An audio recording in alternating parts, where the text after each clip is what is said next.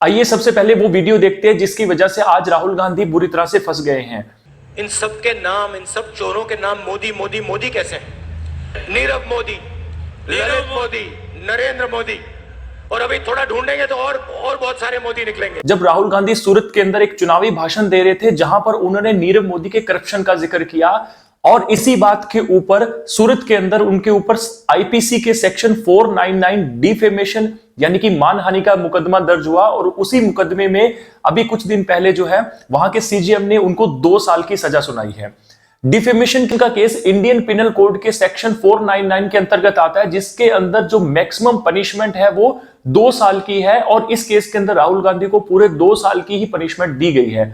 इस सजा के मिलने के 24 घंटे के अंदर अंदर उनकी लोकसभा की सदस्यता को रद्द कर दिया गया जिसकी वजह से पूरे राजनीतिक गलियारों के अंदर एक बवाल उठा हुआ है। और इस बवाल की वजह यही है कि क्या ये राहुल गांधी की जो सदस्यता रद्द की गई है ये संवैधानिक है या गैर संवैधानिक है, यानी कि एक राजनीतिक षड्यंत्र है उनके खिलाफ। तो इसी के ऊपर हम चर्चा करते हैं। सबसे पहले बात करेंगे किन ग्राउंड्स के ऊपर जो है किसी भी सदस्य की सदस्यता रद्द की जाती है, यानी कि कोई भी एमएलए या एमपी हो उसकी सदस्यता कुछ कारणों की वजह से रद्द की जा सकती है, जो कि भारतीय संविधान के आर्टिकल 102 के अंदर लिखा हुआ है कि ये कुछ कारण है जिनकी वजह से सदस्यता रद्द की जा सकती है। इन्हीं को रेगुलेट करने के लिए संसद ने 1951 के अंदर एक एक्ट बनाया जिसका नाम था रिप्रेजेंटेशन ऑफ पीपल एक्ट। इस एक्ट के अंदर चुनाव और चुनाव के बाद जीते हुए प्रतिनिधियों के लिए कानून बने हुए। इसी कानून के अंदर सेक्शन 8 क्लॉज 3 में लिखा हुआ है कि यदि किसी चुने हुए व्यक्ति को 2 साल या इससे अधिक की सजा सुनाई जाती है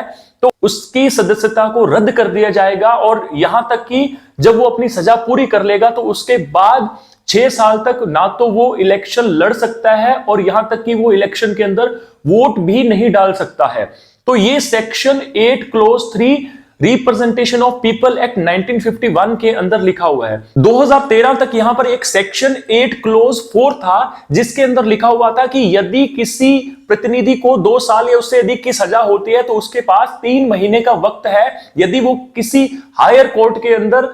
पिटीशन डाल देता है अपनी जजमेंट के खिलाफ तो उसकी सदस्यता रद्द नहीं होगी, वरना उसकी सदस्यता रद्द कर दी जाएगी। तो 2013 के अंदर lily Thomas versus union of India case के अंदर सुप्रीम कोर्ट ने जजमेंट दी कि ये असंवैधानिक है, यानी कि सेक्शन 8 क्लॉज 4 असंवैधानिक है, यानी कि किसी भी प्रतिनिधि को जो 3 महीने का समय दिया जा रहा है वो गैर संवैधानिक है, यह समय नहीं दिया जाना चाहिए। और इस जजमेंट के बाद में सेक्शन 8 क्लॉज 4 को हटा दिया गया। लेकिन उस समय भारत में कांग्रेस की सरकार थी और मनमोहन सिंह गवर्नमेंट ने इसको वापस लाने के लिए एक ऑर्डिनेंस पास किया जिसके अंदर प्रावधान था कि यदि किसी चुने हुए प्रतिनिधि को 2 साल या उससे अधिक की सजा होती है तो उसके पास 3 महीने का समय होगा।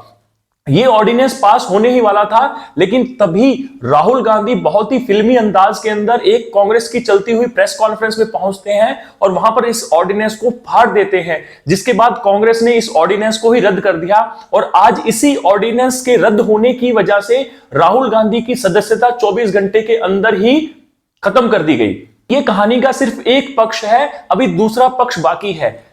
अगर हम सुप्रीम कोर्ट की Lily Thomas versus union of India judgment से बाहर देखें तो भारतीय संविधान के आर्टिकल 103 के अंदर प्रोसीजर लिखा हुआ है कि क्या प्रोसीजर होगा किसी सदस्य की सदस्यता को रद्द करने के लिए, जिसके अंदर स्पष्ट लिखा हुआ है कि यदि किसी सदस्य की सदस्यता को रद्द करना है तो इसका एकाधिकार सिर्फ राष्ट्रपति के पास होगा। राष्ट्रपति सबसे पहले उस केस को इलेक्शन कमीशन ऑफ इंडिया के पास रेफर करेगा और उनकी रिकमेंडेशन आने के बाद में राष्ट्रपति जो है इसके ऊपर निर्णय लेगा कि सदस्य की सदस्यता को रद्द करना है या नहीं। लेकिन राहुल गांधी के केस में ऐसा नहीं हुआ। जैसे ही उनको 2 साल की सजा सुनाएगी उसी समय 24 घंटे के अंदर ही उनकी सदस्यता को रद्द कर दिया गया, जो कि कहीं ना कहीं असंवैधानिक लगता है क्योंकि इसमें जो राष्ट्रपति का एकाधिकार है सदस्यता रद्द करने का वो कहीं भी नहीं आया। तो सरकार ने आर्टिकल 103 को इग्नोर किया है और इसीलिए कांग्रेस जो है वो सड़कों के ऊपर है और इस पूरे इशू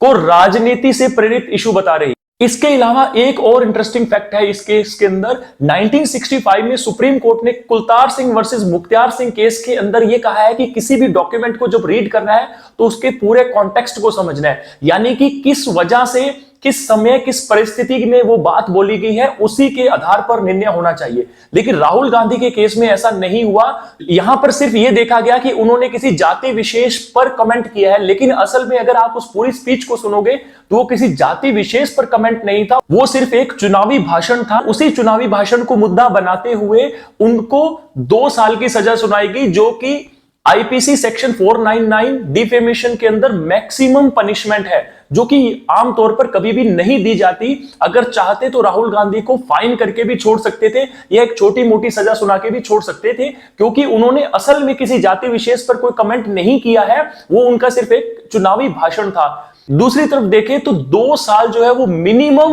रिक्वायरमेंट है किसी की सदस्यता को रद्द करने के लिए, और इस केस में ऐसा ही हुआ कि जैसे ही उनको 2 साल की सजा सुनाई गई 24 घंटे के भीतर ही उनकी सदस्यता को रद्द कर दिया गया। इसको देख के ऐसा लगता है कि कहीं ना कहीं जो सुप्रीम कोर्ट ने प्रिंसिपल सेट किए थे डॉक्यूमेंटेशन को रीड करने के लिए, स्पीचेस को किसी कॉन्टेक्स्ट में देखने के लिए, वो यहां पर पूरी तरह से इग्नोर किए गए हैं, और कहीं ना कहीं ये पूरा डिसीजन जो है वो राजनीति से प्रेरित है। इसमें कुछ गलती जो है वो कांग्रेस की भी मानी जा सकती है, क्योंकि उनको बहुत पहले ही इस तरह के क्रिमिनल केस को हाई कोर्ट या सुप्रीम कोर्ट के अंदर ले जाना था, और वहां से बहुत आसानी से